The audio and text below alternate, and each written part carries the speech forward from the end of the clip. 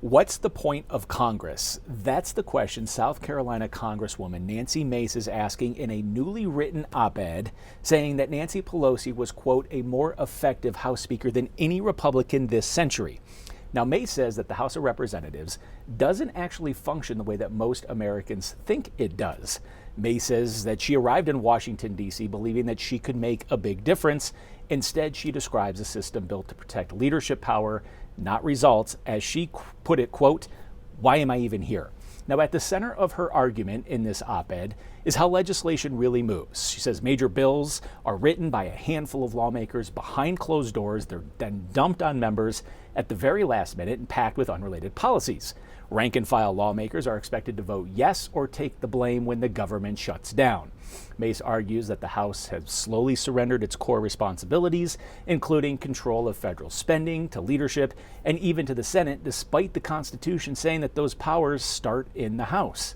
She then points out something that most voters would find maybe a little bit shocking. Even on issues with overwhelming public support, Congress often won't vote at all. Banning congressional stock trading as one example, term limits, voter ID requirements. Those are things that are all supported by large bipartisan majorities of Americans. However, none are guaranteed a vote on the House floor. Her message, pretty blunt: lawmakers can say whatever they want to cable news or in town halls, but if leadership doesn't allow a vote, none of it really matters.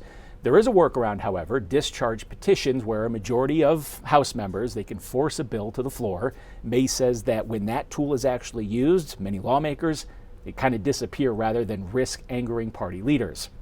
She argues that this fear has created a Congress with the worst possible outcome: little transparency, almost no accountability, very few results. And then comes probably her most explosive admission. She writes, quote, Pelosi was a more effective speaker than any Republican this century. May says that she disagrees with Nancy Pelosi's policies, but does credit her with something Republicans lack: using power decisively while they have it.